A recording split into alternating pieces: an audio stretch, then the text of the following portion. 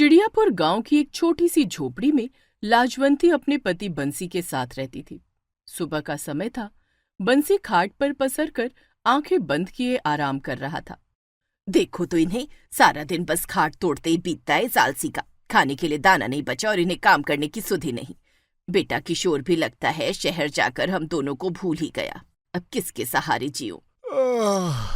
अरे भगवान, सुबह सुबह क्यों खटपट मचा रही है? चैन से 2 पल सोने भी नहीं देती। सुबह सुबह सूरज चढ़ाया है और आप है कि अब तक सो रहे हैं। घर में अनाज का दाना नहीं बचा और आपको आराम सूझ रहा है। अरे बड़ी आई मेहनत की पूंछ, तू भी मेरी तरह चैन की सांस क्यों नहीं लेती? जब देखो तब चिंता में घुलती रहती है। अरे बड़े बुजुर्ग कह गए हैं, चिंता चिता समान होता है। आपके जैसे आलसी के साथ रहूंगी तो सुबह क्या सारी उम्र चैन नहीं मिलेगा। कभी तो कुछ काम कर लिया कीजिए। सारा गांव जानता है कि आप कितने निकम्मे हैं।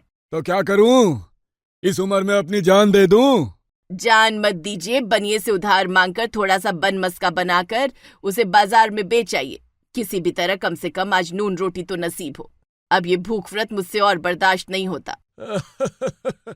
अरे ठेला कुमचा लगाना मेरे लायक काम नहीं है। मैं कोई छोटा मोटा काम करने के लिए नहीं बना हूँ। मेरे जैसे रईस आदमी का तो इज्जत वाला धंधा होना चाहिए। क्यों, मैंने सही कहा ना? ठेला लगाना छोटा काम नहीं, आपका नखरा बड़ा है समझे। अगर आज भी काम नहीं किया तो हम भूखे मरेंगे। फिर शमशान में भूतों को झाड़ते रहना अपनी 2 कौड़ी की रईसी। अब मैं बूढ़ा हो गया हूँ भगवान, तू ही कुछ कर ले। मुझे नहीं करना कोई मेहनत मजदूरी। मैं तो चला सोने। ये बोल आलसी बंसी वापस से चद्दर तान सो जाता है। लाजवंती ये देख गुस्से से आग बबूला हो पानी भरने बाहर चली जाती है, जहां उसकी पड़ोसन आरती उसे देख लेती है। और लाजवंती, सुबह सुबह मटके लेकर कहाँ चली? कहीं रोज की तरह आज भी भाई साहब से झगड़ा तो नहीं हो गया? लाजवंती आरती को अपनी सारी आपबीती बताती है, जिसे सुन आरती उसे एक सलाह देती है। अरे लाजवंती, ऐसे कब तक चलेगा? अब बंसी को तू प्यार से नहीं बल्कि धमकी देकर समझा, नहीं तो उसका कोई राज बता के उसे मजबूर कर बनमस्का का ठेला लगाने के लिए। क्योंकि दुनिया में गैंडे के बाद सबसे मोटी चमड़ी पतियों की होती है। आरती की बात लाजवंती को समझ आ गई। उसने सोचा यही सही मौका है। अगले ही दिन वो फिर बंसी के पास गई और उसे धमकाते हुए बोली, ए बंसी, अब तू बनमस्का का ठेला लगाएगा या नहीं? अरे भगवान, क्यों कल से पीछे पड़ी हो? और ये आप और जी सीधे तू तड़ाप पर क्यों आ गई? जा, नहीं लगाता बनमस्का का ठेला। जो उखाड़ना है उखाड़ ले। अच्छा तो सुन, अगर आज ठेला लेकर नहीं गया तो मैं पूरे गांव में बता दूंगी कि एक रात तूने बिस्तर पर सुसु कर दिया था। ये सुन बंसी घबराते हुए बोलता है, ये तुम कैसी बातें कर रही हो? सबको क्यों बताना चाहती हो? उस दिन रात को मेरा बिस्तर से उठने का मन नहीं था, इसलिए यह कांड हो गया। कृपया इसे अपने तक ही रखना।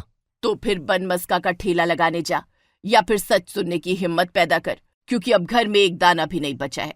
इसलिए या तो काम कर या झूठी इज्जत छोड़ दे, समझा? अपनी इज्जत बचाने की खातिर बंसी बेमन से बनमस्का का ठेला लेकर चल पड़ा। गांव की गली गली में अपनी आलस भरी चाल से वो ठेला खींचता जा रहा था। उसके चेहरे पर लाचारी और गुस्सा साफ झलक रहे थे। मस्का लगा लो, मेरा मतलब है मस्का ले लो। सॉरी, बन मस्का ले लो। हाँ, बन मस्का। तभी गांव वाले ठेले के पास जमा हो जाते हैं, जहां बंसी थके हुए अंदाज में बनमस्का बेच रहा था। तभी भुजिया बोला, अरे बंसी, तू कब से बनमस्का बेचने लगा? ये क्या बात हुई? गांव का सबसे आलसी व्यक्ति मेहनत कर रहा है। लगता है आज सूरज पश्चिम से उगा है। सुन भुजिया, बन मस्का लेना है तो ले, नहीं तो आगे बढ़। बेवजह की बातों में मेरा वक्त खराब मत कर, नहीं तो अच्छा नहीं होगा, समझा? अरे ठीक है, ला एक बन मस्का दे दे, मैं भी तो देखूं।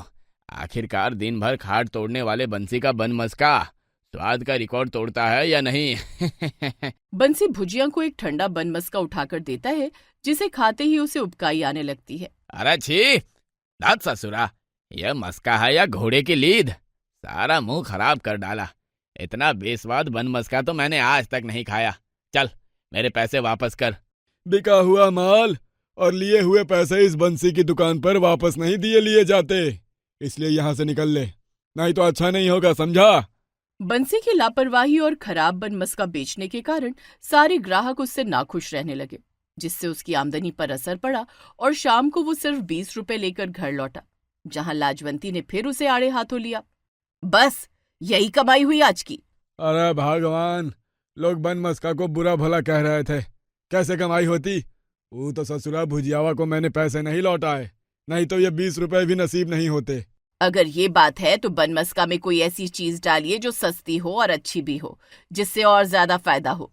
कल इससे ज्यादा कमाई होनी चाहिए बस, नहीं तो आपको खाना नहीं मिलेगा। लेकिन लाजवंती की बात को नजरअंदाज कर अगले दिन बंसी ने लालच में बनमस्का में मिलावट शुरू कर दी और घटिया सामग्री का उपयोग करके ऊंचे दामों में बनमस्का बेचने लगा। बनमस्का ले लो, बनमस्का केवल 40 रुपए में, केवल 40 रुपए में। तभी एक ग्राहक उसका बनमस्का खाकर गुस्से से बोलता है, ये कैसा बनमस्का बना दिए हो दादा? मैंने सोचा इतनी उम्र हो गई, तुम्हारे पास इसे बनाने का अच्छा खासा हुनर होगा, लेकिन तुम तो बिल्कुल रद्दी निकले। लाओ मेरे पैसे वापस करो। अले अले अले, अब मेरे राजा बाबू को पैसे वापस चाहिए? आइए राजा बाबू, थोड़ा कोने में चलिए, मैं आपका पाई पाई वापस करता हूँ, वो भी ब्याज सहित है। बंसी कोने में ले जाकर उस नवयुवक को एक धारदार चाकू से मार देता है। अब जो भी ग्राहक उसके बनमस्का की शिकायत करता, वो या तो उसे डराता धमकाता या फिर मार देता है। माना ग्राहक होते हैं भगवान, अरे माना ग्राहक होते हैं भगवान, लेकिन जो इस बंसी के बनमस्का की करे शिकायत, वो होते हैं शैतान, वो होते हैं शैतान। धीरे धीरे बंसी का लालच बढ़ता गया और गांव में उसके प्रति खौफ फैलने लगा। लोग उसके ठेले से दूर रहने लगे। इस बात की खबर शहर तक पहुंची और पुलिस को इस मामले में दखल देना पड़ा। किशोर, ये तुम्हारा पहला मिशन है। चिड़ियापुर गांव में एक बनमस्का बेचने वाला सीरियल किलर है, जो ग्राहकों पर हमला करके उन्हें लूट रहा है। तुम्हें उसे पकड़ कर लाना है, समझ गए? जी सर, मैं पूरी कोशिश करूंगा। किशोर अपने दलबल के साथ गांव की तरफ रवाना हुआ। वो अब एक पुलिस ऑफिसर था, पर उसके दिल में गांव और अपने माता पिता की यादें ताजा थी। जब वो गांव पहुंचा और देखा कि वो सीरियल किलर कोई और नहीं बल्कि उसका अपना पिता बंसी है, तो वो सन्न रह गया। पिताजी, आप ये सब कर रहे हैं? अब किशोर, मैं मजबूर था बेटा, घर में खाने को कुछ नहीं बचा था और तू भी हमें भूल गया था, इसलिए ये सब करना पड़ा। तभी लाजवंती भी वहां पहुंचती है। इतने सालों बाद अपने बेटे को देख उसकी आंखें भर आती हैं। किशोर, तू कब लौटा बेटा? कहाँ था इतने साल? माँ, मुझे माफ करना। एक बार मैं आईपीएस की परीक्षा में फेल हो गया था। मैंने सोचा आप दोनों ने मुझे पढ़ाने के लिए इतना संघर्ष किया और मैं फेल हो गया। मुझे लगा आप मुझसे नाराज होंगे, इसलिए मैंने क्या बेटा? मैंने आत्महत्या करने की सोची और एक पुल से कूद पड़ा और 4 सालों तक कोमा में रहा। अभी हाल ही में होश आया और मुझे अपनी गलती का एहसास हुआ और मैंने फिर से आईपीएस की परीक्षा दी और पुलिस ऑफिसर बन गया। मैं यहाँ आने ही वाला था कि तभी मुझे चिड़ियापुर के सीरियल किलर को पकड़ने का मिशन मिल गया, जो कोई और नहीं बल्कि पिताजी हैं। किशोर, मुझसे गलती हो गई, मुझे माफ कर दे। मैं भूखा मर रहा था, इसलिए यह सब किया। मुझे छोड़ दे बेटा, मैं जेल नहीं जाना चाहता। पिताजी, आप जानते हैं मैंने आपकी बहुत इज्जत की है, पर अब कानून मुझे मजबूर करता है। मैं कुछ नहीं कर सकता। सही कहा किशोर, तुझे तेरी ड्यूटी निभानी होगी। गलती जिसने की है उसे सजा भी भुगतनी होगी। कानून रिश्तों से भी बढ़कर होते हैं। लाजवंती के समझाने पर कि कानून सबसे बड़ा होता है, किशोर बंसी को पकड़कर जेल में डाल देता है और अपनी मां लाजवंती के साथ हंसी खुशी रहने लगता है। बंसी ने सपने में भी नहीं सोचा था कि उसे अपने आलस और लालच की ऐसी सजा मिलेगी। लालची पूरी सब्जी वाली। मोनपुर गांव में हरिया अपने छोटे से घर में बैठा चाय पी रहा था। उसके घर में उसकी पत्नी अनीता और 7 साल की बेटी पायल थी। जी सुनिए, कल हम पार्क घूमने जाएंगे ना? हाँ ठीक है। अच्छा, अब मैं चलता हूँ। हरिया एक मजदूर मिस्त्री था। वो गांव में लोगों के घर बनाने का काम करता था। रोज की तरह हरिया अपने काम पर आता है। इस बार उसका काम गांव की एक 20 मंजिला इमारत की छत पर चल रहा था। तभी वहां काम करते करते अचानक हरिया और एक रोहन नाम के आदमी के बीच बहस होने पर रोहन का धक्का हरिया को लगने से हरिया उस 20 मंजिला इमारत की छत से नीचे गिर जाता है और इस हादसे में हरिया की मौत हो जाती है।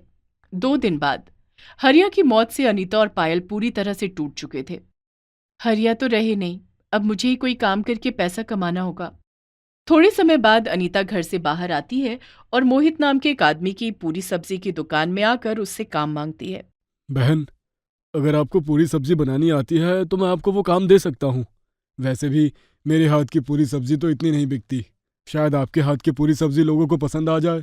हाँ, मुझे आता है पूरी सब्जी बनाना। ओह ठीक है, मैं आपको महीने के 3,000 रुपये दिया करूँगा। तभी अनीता मोहित की दुकान पर पूरी और आलू की सब्जी बनाती है। थोड़े समय में 2 लोग वहां आते हैं। अरे यहाँ क्यों आया पीयूष? इस मोहित की पूरी सब्जी में जरा सा भी स्वाद नहीं होता है। हमारे पास केवल 50 रुपये ही हैं और भूख भी बहुत ज़्यादा लगी है, इसीलिए इस मोहित की सस्ती पूरी सब्जी खा लेते हैं। और मोहित, ये ले 50 रुपये और 2 प्लेट पूरी सब्जी दे। मोहित 2 प्लेट पूरी सब्जी रमेश और पीयूष को देता है। मोहित ने अपनी पूरी सब्जी के दाम 25 रुपए प्लेट रखे थे। थोड़े समय बाद वाह भाई, क्या लाजवाब स्वादिष्ट पूरी सब्जी बनाई है, मज़ा आ गया। हाँ, इसे कहते हैं असली पूरी सब्जी। खाकर तो मन भर गया। अनीता के हाथ की पूरी सब्जी की तारीफ सुनकर मोहित बड़ा खुश होने लगता है। फिर क्या था, मोहित की दुकान पर 1 से 2, 2 से 3, 3 से 10 ग्राहक बढ़ने लगे और मोहित की दुकान से अनीता की बनाई स्वादिष्ट पूरी सब्जी खाने लगे। शाम तक मोहित की कमाई 2,000 रुपए होती है। वाह वाह वाह, जीवन में पहली बार मेरी एक दिन की कमाई 2,000 रुपये हुई है। अनीता बहन, आपने तो कमाल कर दिया। अच्छा, अब मैं घर चलती हूँ, मेरी बेटी मेरी राह देख रही होगी। अनीता थोड़ी पूरी सब्जी लेकर वहां से चली जाती है। अगले दिन अनीता फिर मोहित की दुकान में आती है और पूरी सब्जी बनाने लगती है। अनीता के आने से मोहित की दुकान पर ग्राहकों की भीड़ लगने लगी। जहां मोहित की रोज की आमदनी 200 रुपए बड़ी मुश्किल से होती थी, वहां अब अनीता के आने से उसकी रोज की आमदनी 2,000 रुपए होने लगी। करीब 3 महीने ऐसे ही बीत जाते हैं। एक दिन मोहित की दुकान में काफी भीड़ थी। मेरी वजह से मोहित भाई की इतनी कमाई हो रही है। अगर मैं अपनी खुद की पूरी सब्जी की दुकान खोल लूं तो मेरी भी कमाई रोज हजारों में होने लगेगी। हाँ, ये सही रहेगा। अब मैं भी अपने गांव में पूरी सब्जी की दुकान खोल लेती हूँ। मोहित भाई, अब से मैं आपकी दुकान में काम नहीं करूंगी, मैं जा रही हूँ। इतना कहकर अनीता वहां से चली जाती है। हैं? कमाल है, वजह बताई नहीं और काम छोड़कर चली गई। इधर अनीता अपने घर आती है और अपने पास के सारे जमा किए पैसे और अपने कुछ गहने तोड़कर एक पुराना ठेला खरीद लेती है और पूरी सब्जी बनाने का सारा सामान ले आती है। रात का समय। माँ, ये ठेला, ये सारा सामान, ये सब क्या है?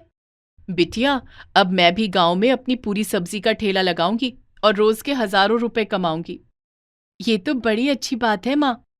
अगले दिन अनीता अपने ठेले पर सारा सामान जमा कर गांव के एक स्थान पर आती है और वहां अपने ठेले पर ही पूरी सब्जी बनाने लगती है। ग्राहक आए उससे पहले 30 रुपए प्लेट पूरी सब्जी के दाम का बोर्ड लगा देती हूँ। अनीता एक पार्टी पर 30 रुपए प्लेट पूरी सब्जी के दाम लिखकर उसे अपने ठेले पर लटका देती है। तभी कुछ लोग वहां आते हैं और अनीता के हाथ की पूरी सब्जी खाने लगते हैं। वाह, कितनी स्वादिष्ट है आपकी पूरी सब्जी। उसके बाद एक एक दो दो करके अनीता के पास कुछ लोग आने लगे और उसके हाथ की बनी पूरी सब्जी का आनंद लेने लगे। करीब शाम तक अनीता की सारी पूरी सब्जी बिक जाती है। वाह, पहले दिन मेरी कमाई 1,500 रुपए की हो गई। अनीता अपना ठेला लेकर घर आती है और पायल को अपनी कमाई बताती है। उसके बाद अगले दिन से पायल भी अनीता के साथ पूरी सब्जी बेचने आने लगी। अनीता के ठेले पर कई सारे लोग आते हैं और पूरी सब्जी खाते हैं। 8 दिन बाद अनीता का ये कारोबार गांव में पूरी तरह से जम चुका था। एक दिन सवेरे अनीता बाजार में पूरी सब्जी बनाने का सामान ले रही थी। तभी वो एक दुकान से आलू खरीदने लगती है, जहां उसकी नजर शामू की दुकान में पड़े सड़े हुए आलू पर पड़ती है। शामू भाई, ये अच्छे आलू के दाम तो 50 रुपए किलो हैं, और आपके पीछे पड़े वो आलू, उसके क्या दाम है? ये आलू तो सड़े हुए हैं बहन, ये तो रोज के निकलते हैं मेरे पास, इन्हें तो फेंकना पड़ता है। अगर मैं 1 किलो अच्छे आलू में ये 5 किलो सड़े हुए आलू मिलाकर उसकी सब्जी बनाऊं तो मेरी आलू की सब्जी तो बहुत कम दाम में बिकेगी। कितना फायदा होगा मेरा इससे। शामू भाई, क्या वो सड़े हुए आलू मुझे दे सकते हो? तभी शामू वो सारे सड़े हुए आलू जो करीब 4 से 5 किलो के बराबर थे वो मुफ्त में ही अनीता को दे देता है। और जहां अनीता रोज के अच्छे आलू 5 किलो खरीदती थी, वो आज अच्छे आलू केवल 1 ही किलो खरीदती है। तभी वो सारा सामान लेकर घर आती है और उन्हीं सड़े हुए आलू में अच्छे आलू मिलाकर उनकी सब्जी बना लेती है।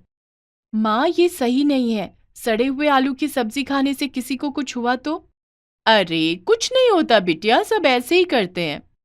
अपने कारोबार की बढ़ोतरी देखकर अनीता के मन में लालच जाग चुका था।